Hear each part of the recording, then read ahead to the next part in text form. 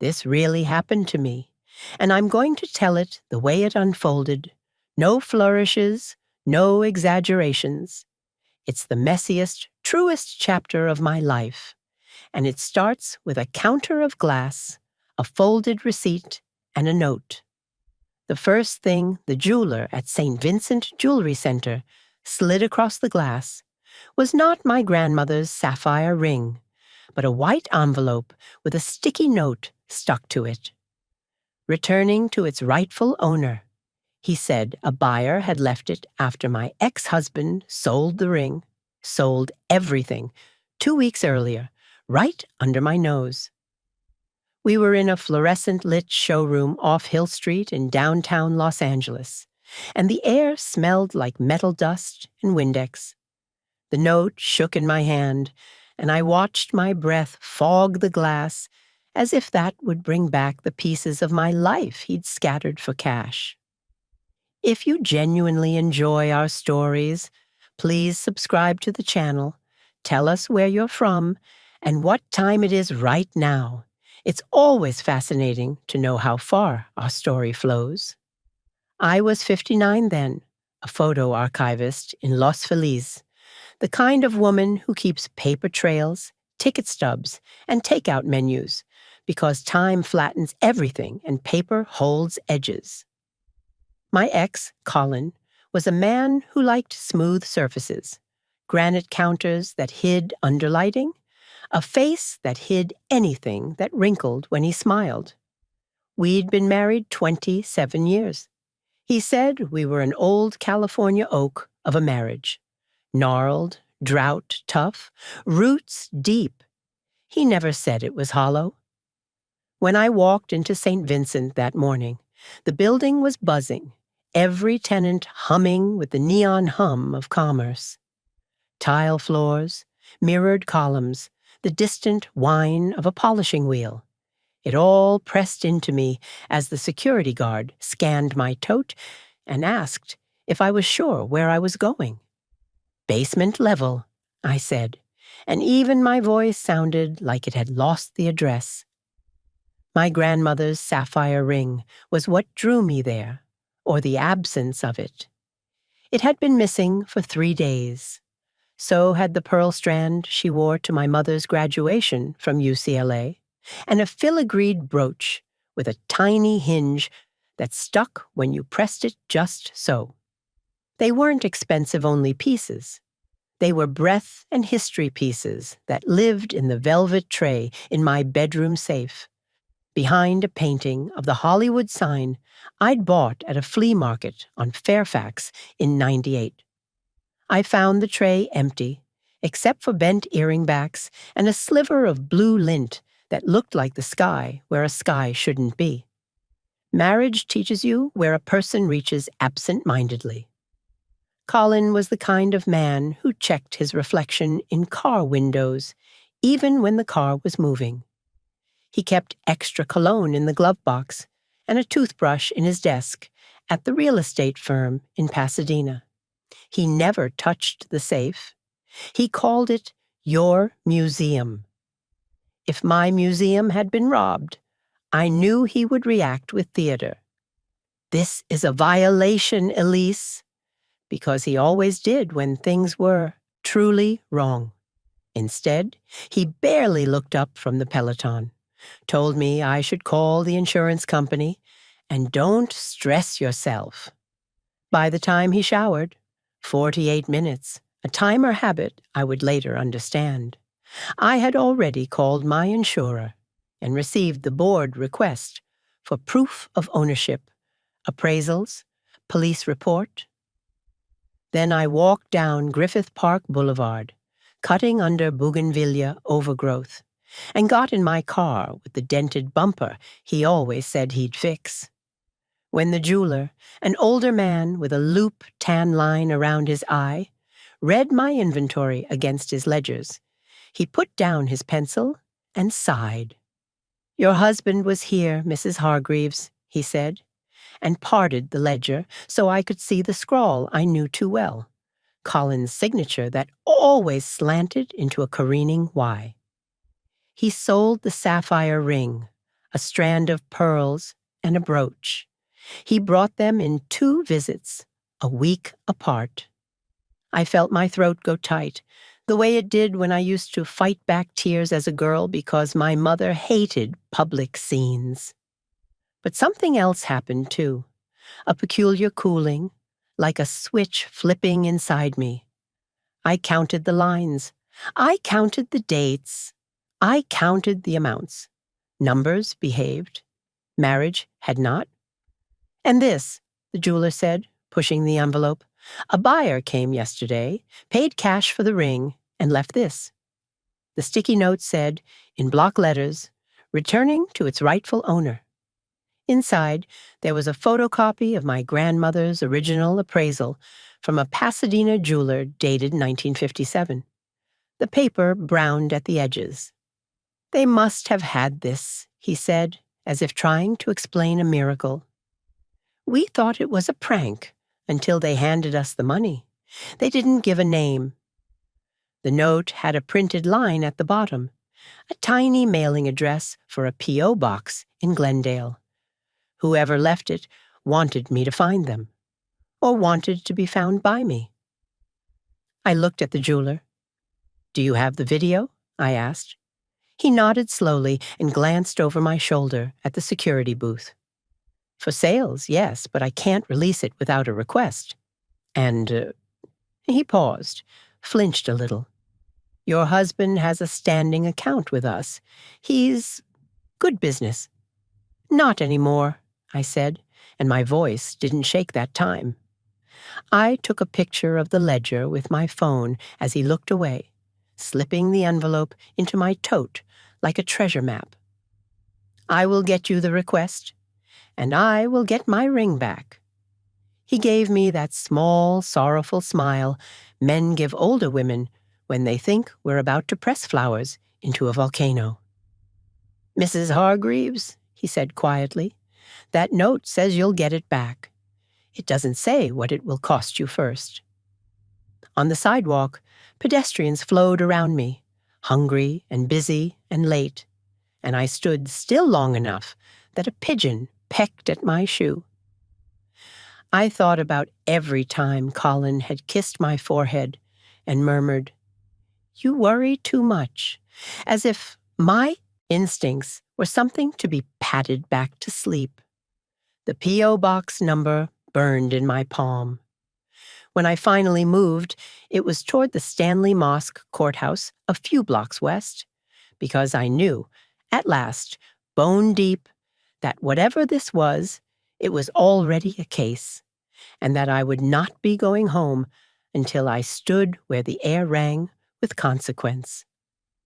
The clerk at the records window looked at me over plastic dividers and laughed gently when I asked if there were any restraining orders filed by or against a Colin Hargreaves. This is not a coffee shop lookup, she said, but she taught me how to fill out the public index request and told me to wait.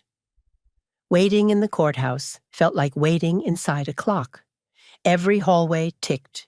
Every door was a pendulum. When my name was called and I slipped the paper under the glass, the clerk glanced down and then up. You sure you want to see this? She asked. More sure than I've been about anything, I said.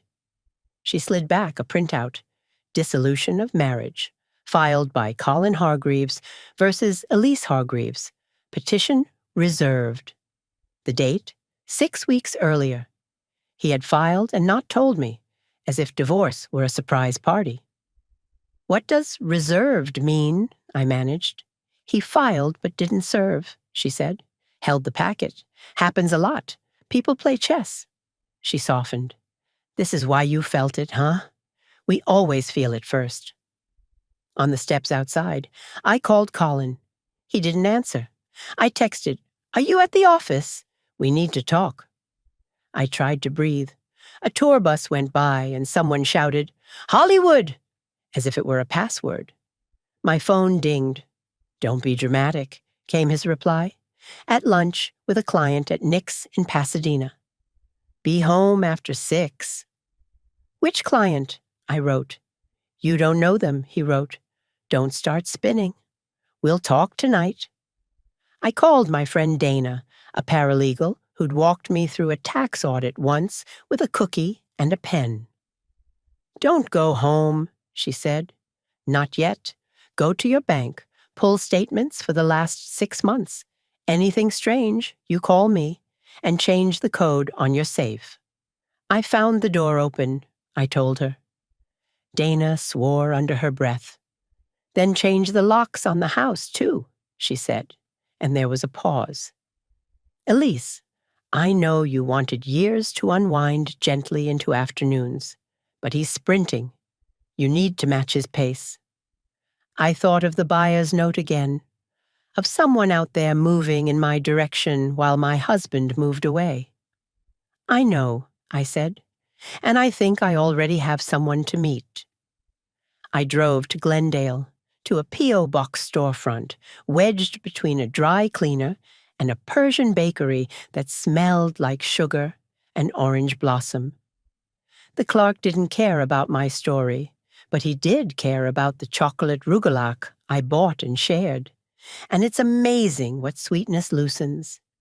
He told me that the P.O. box had been opened 2 months ago, and that mail was picked up weekly by a gentleman in his 40s, polite, wore a Dodgers cap. He could not, would not give me a name. Could I leave a note? I asked. He nodded. I wrote, I received your message and want to talk. If you know where my ring is, please tell me. This is my number. I signed it with my full name and set it inside the box under his gaze. As I walked out, the bells on the door chimed something like luck. I made it to our house on Avocado Street before Colin did, long enough to change the code on the front lock and sit in the quiet. Our home smelled like lemon polish and the last dinner I'd cooked while listening to a true crime podcast and laughing at the way the host said, evidence. The painting of the Hollywood sign leaned a little crooked over the safe. I propped it straight and imagined knocking on the hidden metal and hearing my mother answer. I sat on the couch and placed the envelope on the coffee table, where Colin would see it first. When he walked in, he would see my grandmother's appraisal and the sticky note, and he would call it an overreaction. When the garage door hummed open, I listened to his footsteps cross the kitchen tile. He stopped when he saw me. You look like a jury, he said. And you look like a man who filed for divorce without telling his wife, I said. Watching his face was like watching a magician swallow a coin, there and gone. Also, you sold my jewelry. That is a gross accusation, he said smoothly, then saw the envelope and set his briefcase down. He touched the note like it might be hot. Where did this come from? St. Vincent, I said. They have your signature in their ledger, twice. He smiled, the one that never touched his eyes. Elise, you're exhausted. You misread something. Besides, I've been liquidating. Talked to Gary, our financial planner. We discussed selling a few items to cover an unexpected tax obligation.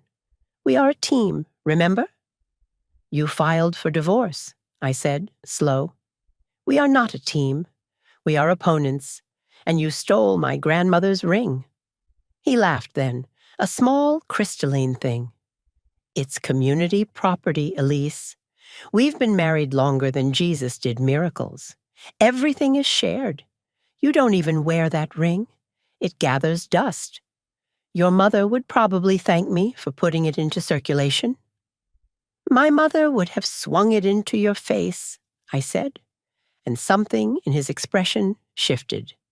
Not guilt, calculation. He stepped forward, hands open, reasonable. I didn't want to upset you with paperwork until I'd made some headway, he said. The divorce is amicable. We can still have holidays. You knew we were drifting. Drifting isn't deception, I said. Drifting isn't theft. My phone buzzed. I glanced at it. A new number, a new message. He followed my eyes, and I watched suspicion light his. "Who's that?" he asked. I picked up the phone and read. "I'm the one who left the note. Your ring is safe. We need to meet somewhere no one watches anyone else. Text me if you're ready to hear the part your husband forgot to tell you."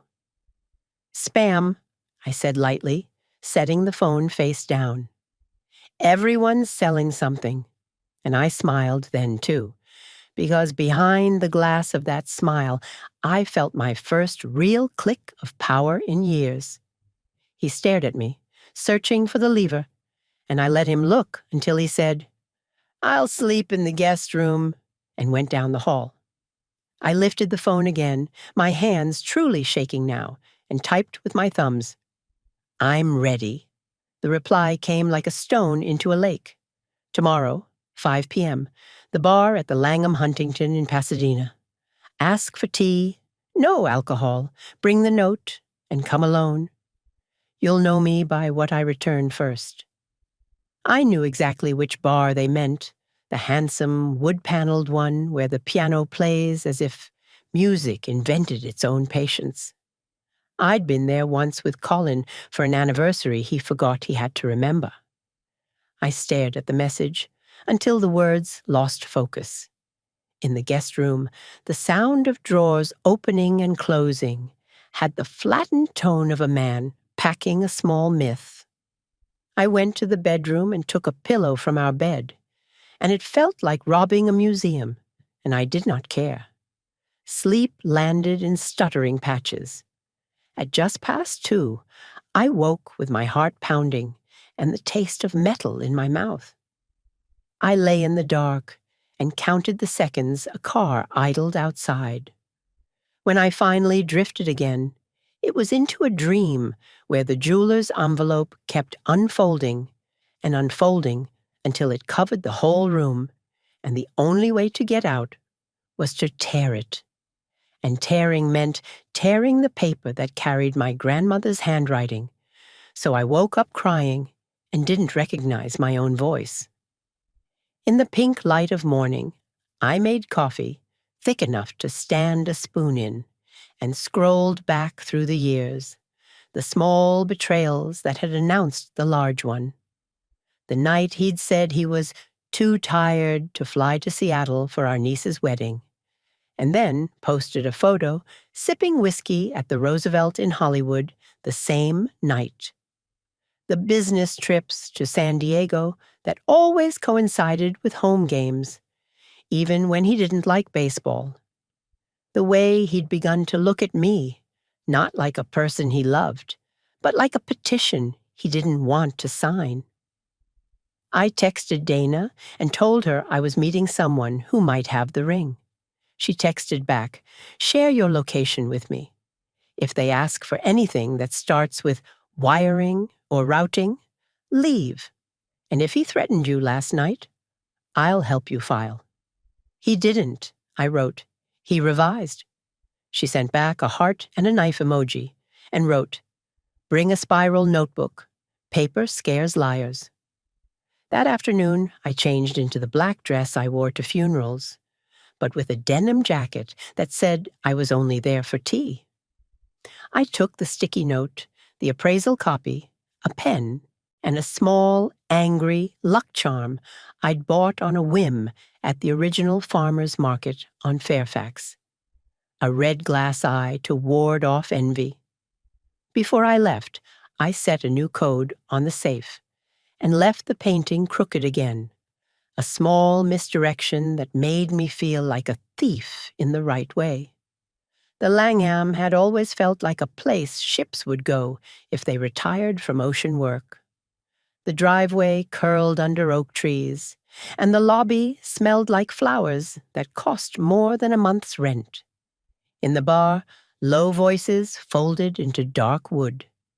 I sat at a small table near the fireplace and ordered tea. The server placed a silver pot and a little timer and nodded as if tea were a ceremony and not a waiting room for fear. At 5:04, a man sat in the chair opposite mine without asking, and in his hands he held a rectangle of velvet. I recognized the way you recognize your own reflection. "Before you talk," he said, and set the velvet on the table between us. "This comes back to you." For a second, I couldn't move. My heart did something too big for my ribs. He unwrapped the velvet, and there it was, my grandmother's sapphire ring, cool as winter and mine as breath. It lay in the light, like the sky agrees with us sometimes. I didn't touch it. "Who are you?" I asked. He took off his Dodger's cap and set it beside the ring, careful and deliberate. "I'm Mark," he said. "I'm the husband of the woman your husband has been seeing for the past year." The teapot hissed very softly as steam pushed up. We both looked at it as if it was the one telling us secrets. I picked up the ring, the metal familiar, the weight a small argument for staying upright. "You bought it to bring it back to me," I said. "Why?"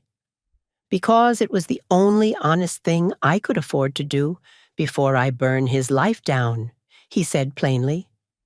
And because she wore it once, in our bathroom, laughing at how heavy it felt on her hand. And because I suspect you're going to help me, and I wanted to introduce myself properly. I held the ring in my palm and then slid it onto my finger. It fit the way a story fits the first time someone tells the truth. I looked at him. He was in his mid-40s, neat beard, eyes that had gone through something, and decided not to blink. "I'm Elise," I said, "and yes, I think you and I are going to make a very strange team."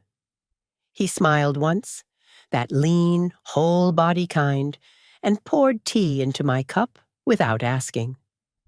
"She told me," he said, "that he said you don't wear your jewelry, that you're sentimental and controlling, that you would never notice if a few pieces went missing, because you live in the past, not the box you keep it in." He shrugged. "He's good at stories. So am I. I make documentaries, and right now, I'm making one about him." My throat went dry. "You're filming him?" He glanced around and shook his head. "Metaphorically," he said. "Phones make us all sloppy, archivists. She reuses passwords. He has a business habit of treating email like confession. And I have a way of extracting metadata he thinks is harmless." Last week, while he thought I was surfing, I mirrored her iCloud and found a photo of my wife wearing your ring. That's how I got the appraisal. It was in the background of the shot, on your dresser, captured perfectly. And that's when I looked up his name in the ledger at St. Vincent. I got there an hour after he sold the ring. I bought it back because I didn't want him to buy it again for her. "Why now?" I asked, keeping my voice low. "If you've known, why now?" "Because," he said, leaning forward, "his company is taking money from people who shouldn't lose it. My wife doesn't know anything about finance. Your husband does.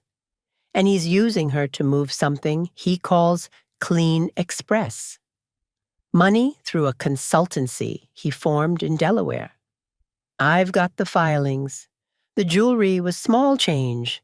The rest is serious.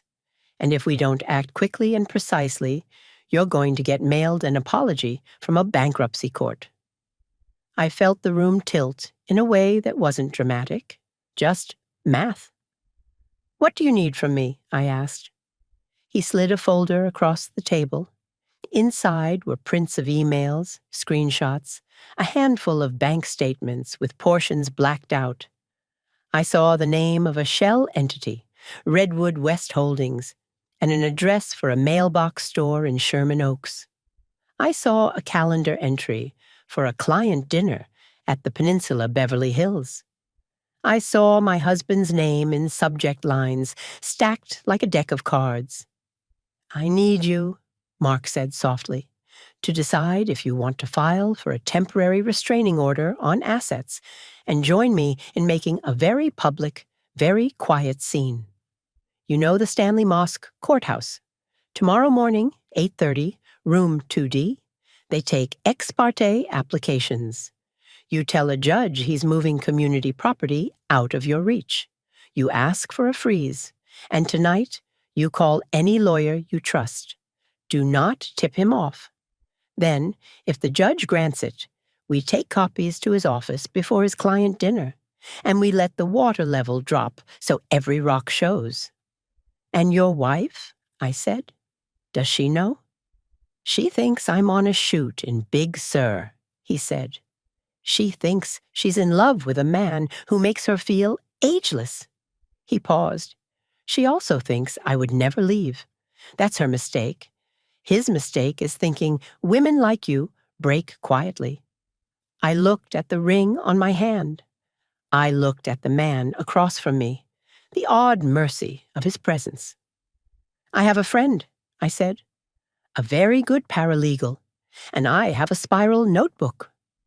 I took the sticky note from my tote and laid it beside the ring. I think the rightful owner of my life is about to show up. Mark glanced at the clock over the bar, then back at me. Good, he said. Because your husband just texted my wife that he's wrapping up and that he'll be at the peninsula at 7 and that he's got a surprise for her. I want your eyes when we take it away. I took a breath like a new kind of air. Then let's take it. He slid a small drive across the table. Everything I have is on there, he said. A copy only. Keep it close. When you go home tonight, pretend to sleep. Don't confront. He's dangerous when cornered, but he's careless when adored. Tomorrow is the day we stop adoring him. I wrapped the drive in the velvet with my ring and felt, for the first time in months, steady. The piano in the corner played something I knew and couldn't name, and in that way, it was like my former life already, familiar, distant, almost over. When we stood to leave, Mark tipped his cap to me like a gentleman in a black and white film. Text me when you're with the judge, he said. I'll be 2 steps ahead where he doesn't expect me. Where's that? In the mirror, he said, and was gone into the lobby's flowers before I could laugh. I walked out into the gold hour, the Pasadena light, that smoothing iron of a sun, and felt, at last, the day turning its face toward me. I didn't sleep.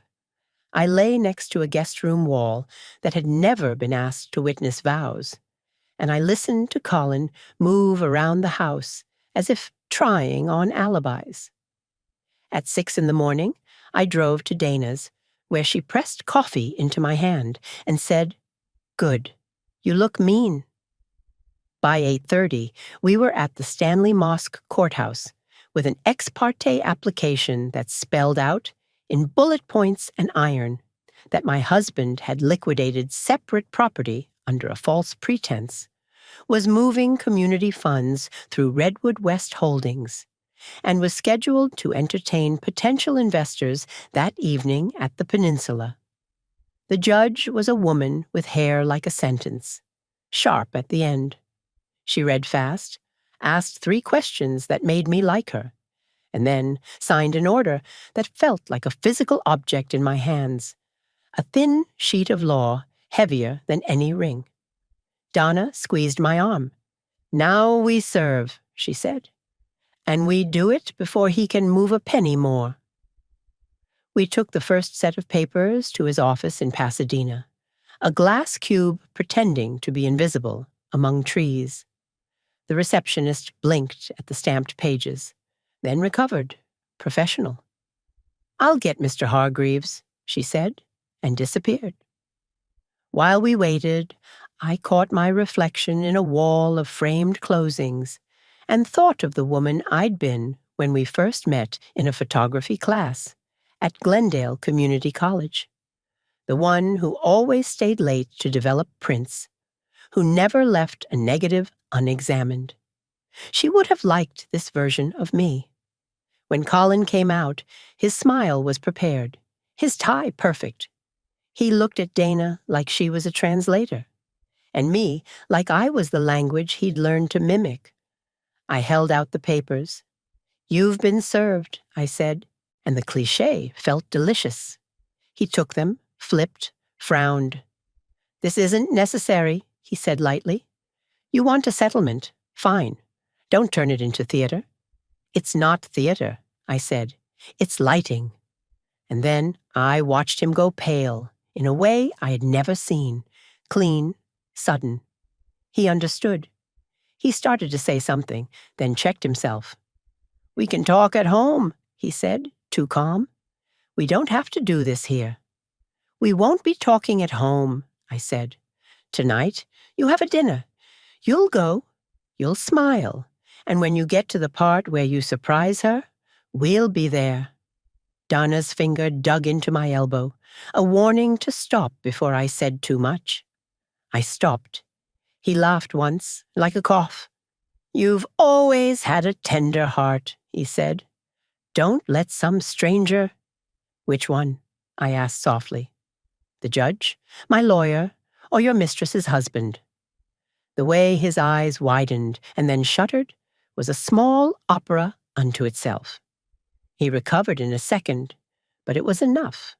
He knew we knew, and knowing that he knew became another brick in the wall we were building between us.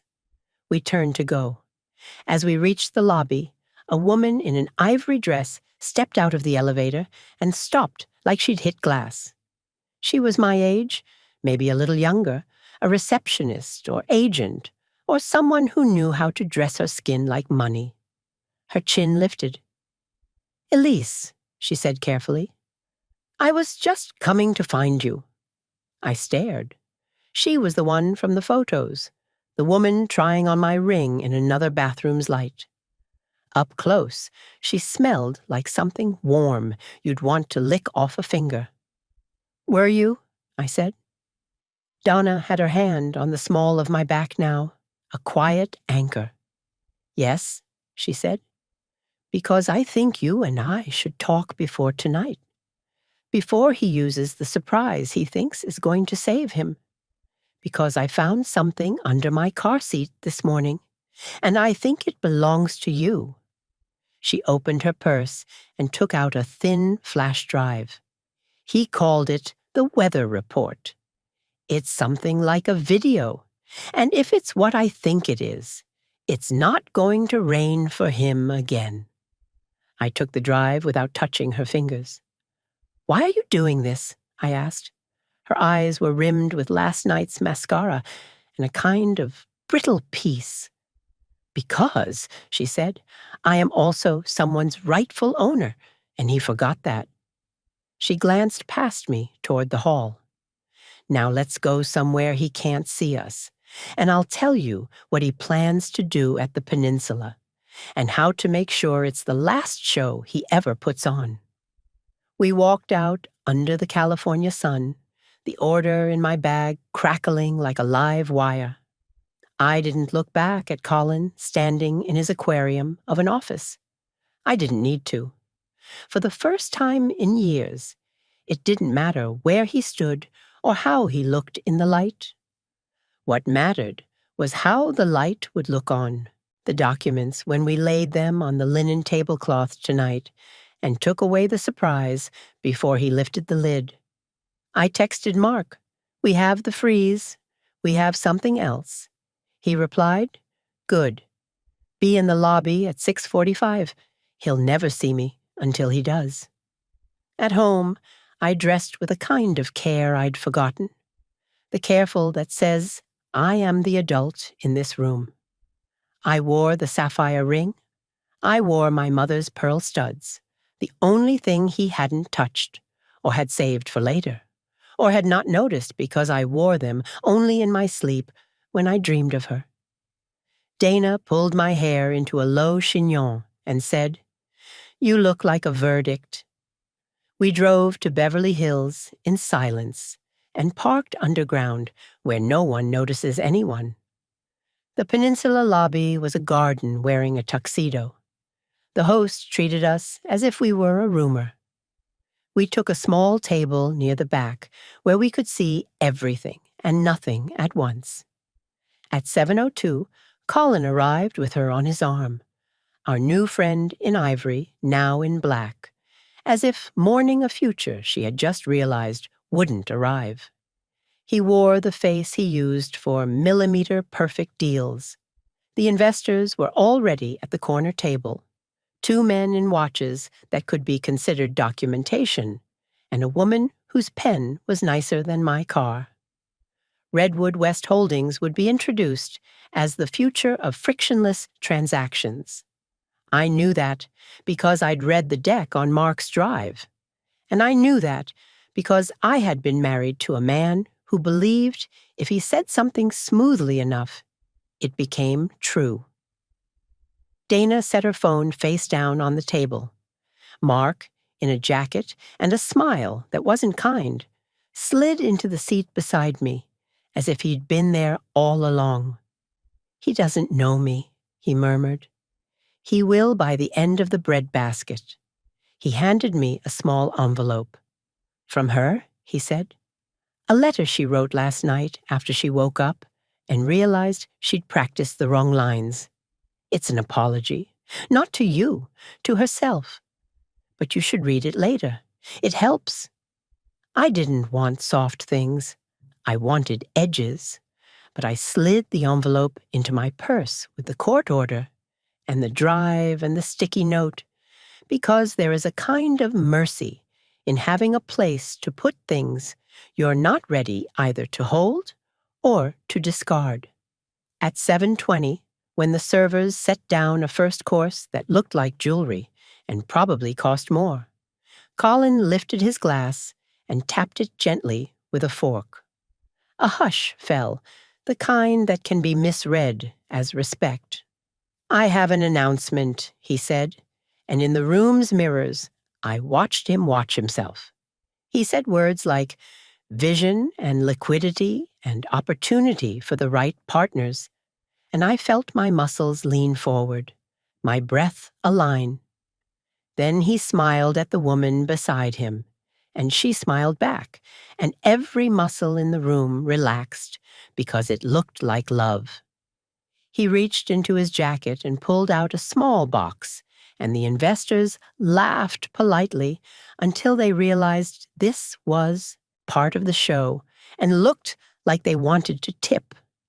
He opened the box. It was empty. He didn't flinch. "Ah," he said smoothly, "it seems even boxes want to be promised before they're filled." And everyone laughed again, relieved they hadn't been made fools of. He reached into his pocket again, and I stood. "Ladies and gentlemen," I said, and my voice wasn't loud, but it was clear, and in a room like that, clarity wins. "Before anyone becomes someone's right partner, I'd like to introduce myself." Colin's face changed like a curtain pulled the wrong way. He saw me, and then saw me as he'd never needed to see me, standing, steady, ring on hand. "I'm Elise," I said.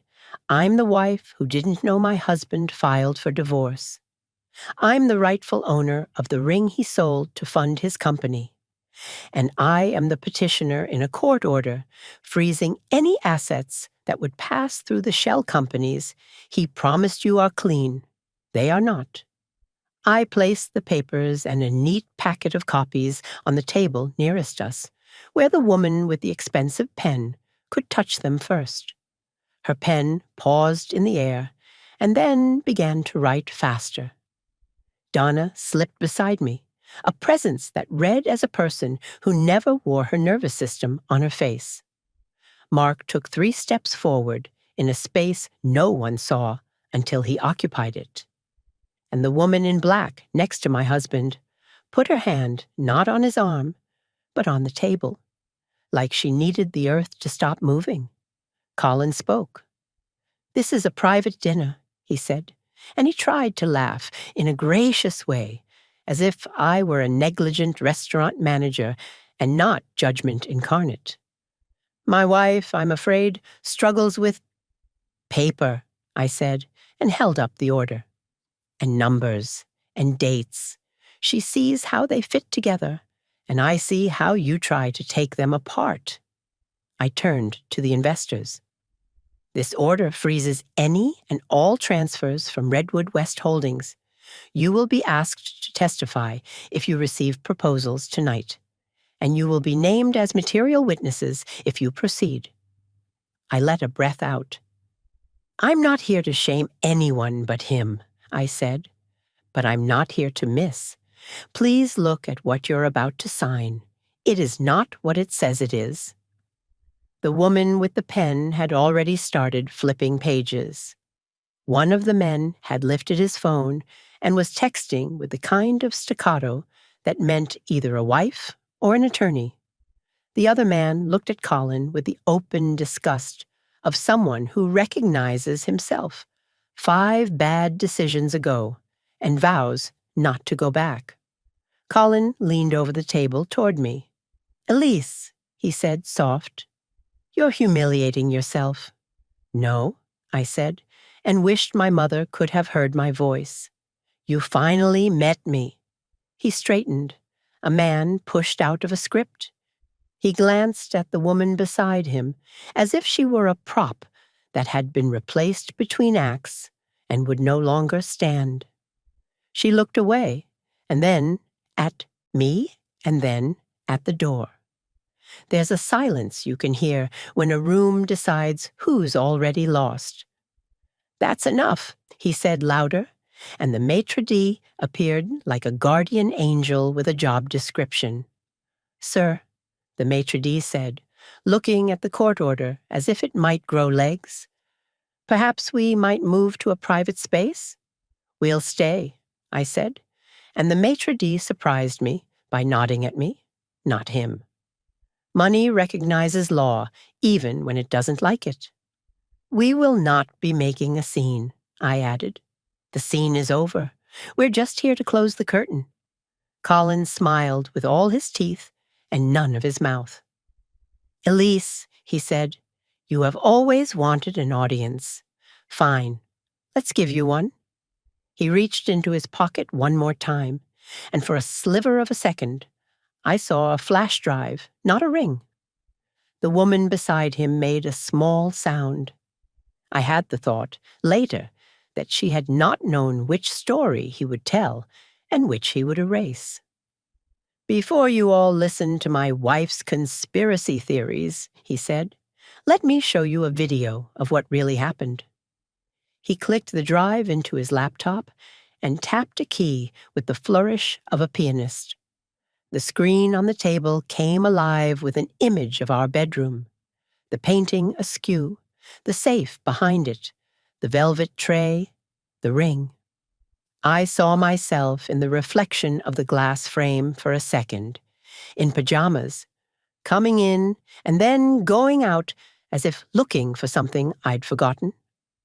Then the frame tilted, and the camera zoomed awkwardly, and we all realized someone had propped a phone secretly to film me. This, he said triumphant, is my wife staging a theft for an insurance claim.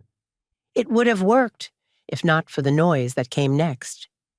In the video, as I left, the camera's focus jitters and fines, not me, but him, Colin, reflected in the black TV screen. He enters the room 3 minutes later, wearing a t-shirt, and the look he wears when he thinks he's alone. He pulls on gloves. His face is framed perfectly. He opens the safe. He lifts the tray. He takes the ring. He takes the pearls. He glances up and smiles at nothing. He's humming. He forgets to move the painting back. He leaves. The room, the very fancy room, made a sound I will never forget, a sigh with a backbone. Donna squeezed my wrist hard enough that I welcomed the pain because it means you're still in your body. Mark leaned forward and whispered, "Weather report." and I understood. This was the video the woman had found and copied, the one he had meant to show if it were framed differently, the one he had misnamed because fate has a sense of humor. Sometimes, I said into the thinnest silence, the rightful owner of a lie is the man who tells it. The investors stood. The man with the texting fingers said, "We're done here," not quite looking at Colin in case looking made it contagious. The woman with the pen handed me back my packet. It had been annotated with a lawyer's impatience. "You'll hear from counsel," she said gently, meaning we would be allies for a brief and beautiful moment. The maitre d' returned with a discreetly furious smile and presented the bill to my husband as if it were a small tombstone. He reached for his wallet and then stopped because of the freeze order, because of the empire he thought would buy him time, and the woman as if she were a watch. He looked at me. His eyes made promises his mouth wouldn't dare. "I'll pay," I said, and they expected me to be grand and broken. But Dana stepped forward and put her black card down like a sword and said, "On the condition that you keep the receipt, sir. Judges like receipts." We left together, the three of us, like people who'd decided not to drown. In the lobby, Mark took my hand and squeezed it once, quick, as if he were double-checking his equipment before a shoot. "Tomorrow," he said, "we take this to the DA's Consumer Division. Not because they'll file criminally, marriage complicates theft, but because they'll scare the people who need scaring." "And after tomorrow?" I asked. "After tomorrow," he said, "we go to war in court." He smiled, but this time it was not kind or unkind, just honest. "And you win." I slept that night without dreams.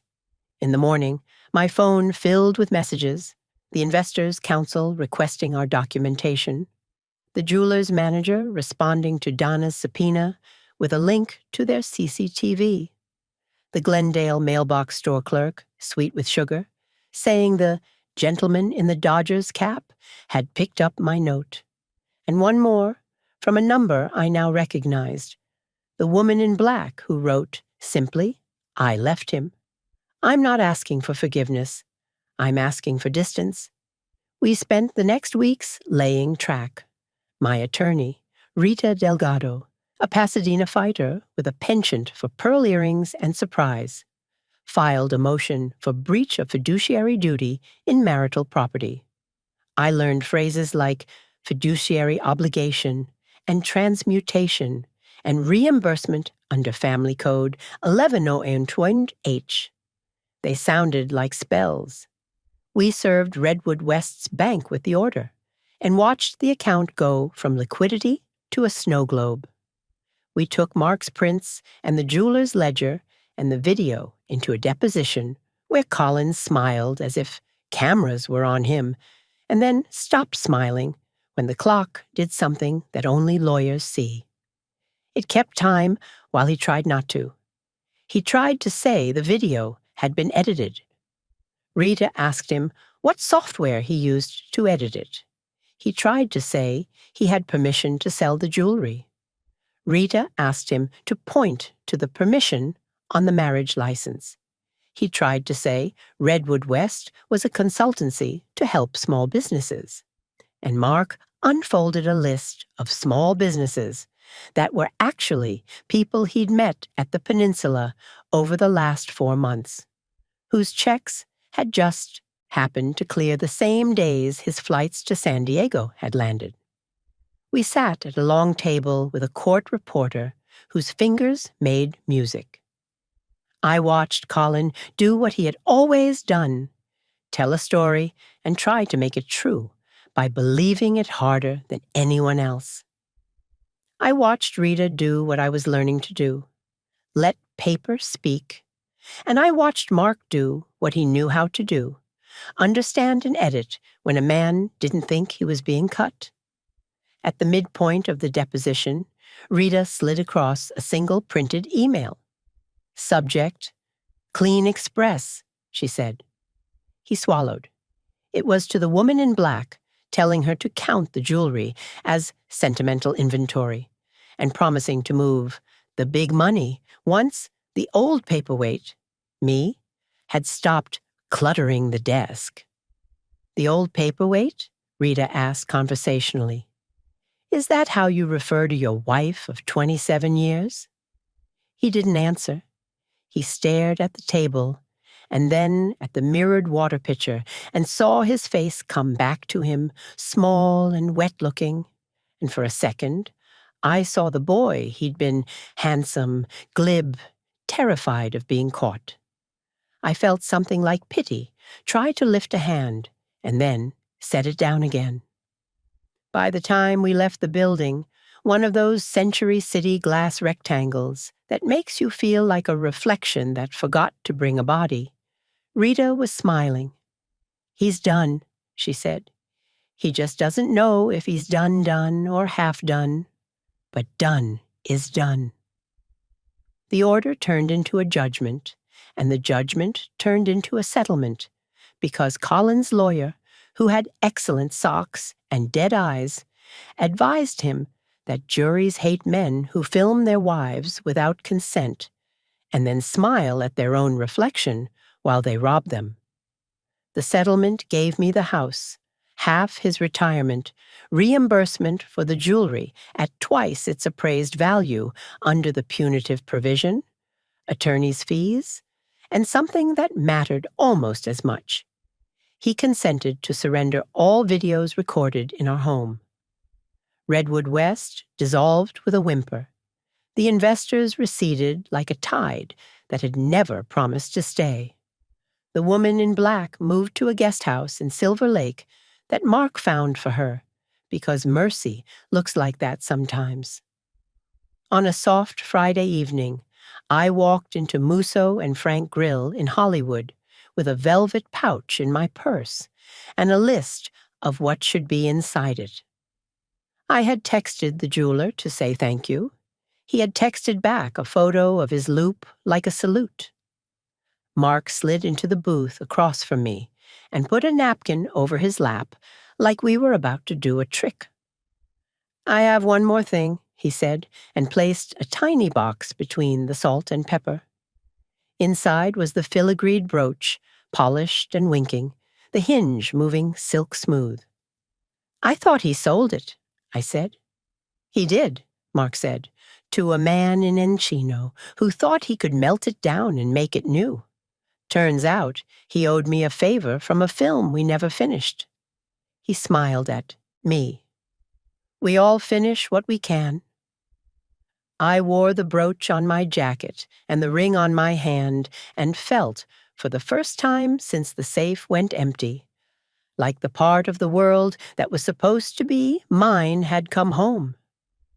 We ate the kind of dinner that makes you remember you once had favorite forks. We told the kind of stories people tell when they've survived the same man's charisma in different rooms. We didn't talk about love because it's rude to ask a wound if it wants to sing. On my way home, I took Sunset to Fountain and then up into the quiet alphabets of Los Feliz, past houses that keep other people's histories, past dogs being walked by people who will someday sit where I sat and see their life turn into evidence, and then into something better than evidence, narrative. At home, I opened the safe and placed the ring and the brooch and the pearl strand, now found, back into the velvet tray, arranging them like a photograph my grandmother would have approved. I straightened the painting so it was properly crooked. I set the court order in a file and labeled it with a Sharpie, paper that saved my life. That night, I sat in the living room with the lights off and listened to Los Angeles hum. The city is a jewelry box, if you think about it. Lots of compartments, some fake, some real, all of them designed to make you believe in what glints. Mine had plenty of fakes. It had a real thing or two, too. I took the ring out once more and held it up to the streetlight. The sapphire ate the light and gave back something calmer. In the weeks that followed, people called and wrote and tried to make sense of a story where a woman my age didn't fold. They asked what I would do next. I'm going to keep archiving, I told them. Different subject, same work. I'm going to keep the things that matter from being misplaced. Sometimes, late, I drive past the peninsula and watch other men raise glasses to their own reflections. I don't go inside. I don't need to. I know what it looks like when someone's about to be returned to their rightful owner. You can see it in their eyes, the exact second they realize the box they've been carrying is empty, and always has been. I wear the ring on days that require proof I lived through a certain fire. I touch the brooch before hearings. I wear the pearl studs to my niece's birthdays. And once, when a woman I didn't know knocked on my door and said, "I left him too," I gave her the red glass eye from my purse because I had needed it less than she did. There are things I will never understand about the man I married.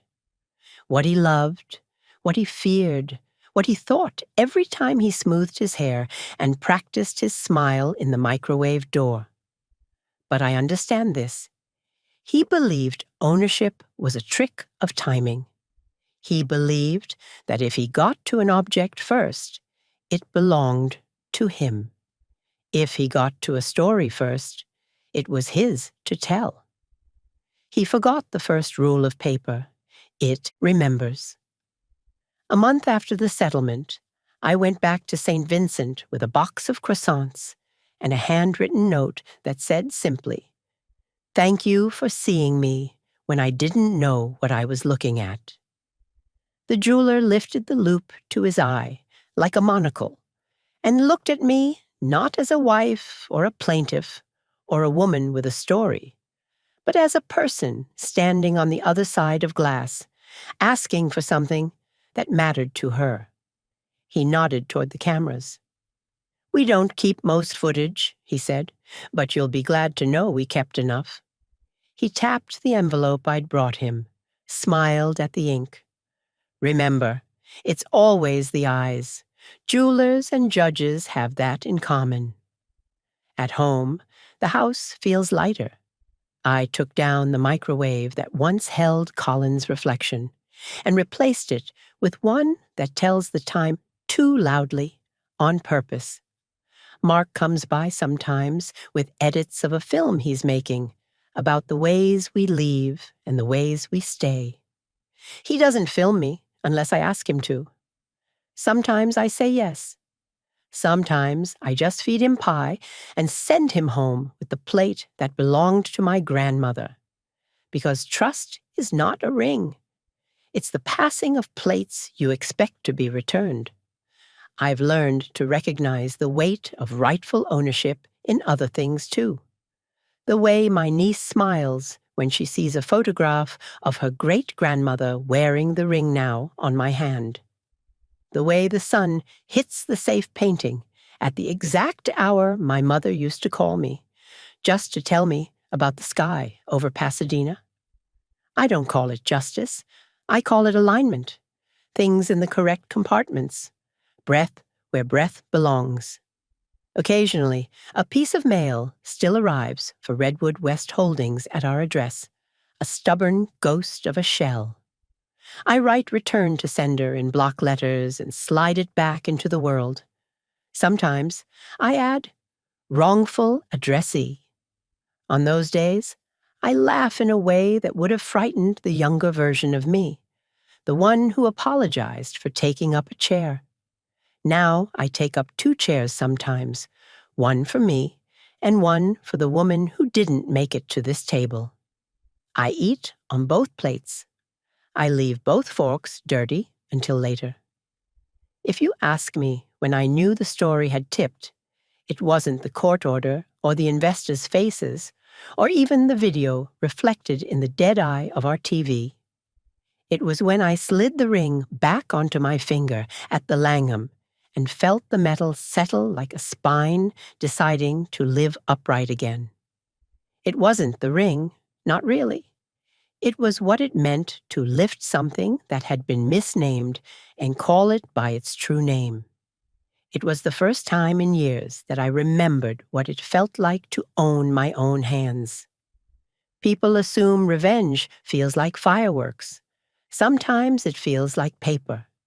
Sometimes it feels like a drive you take alone at night, because you can, and you choose the street with the best lights, and you stop for a milkshake at a diner where no one cares who you were married to.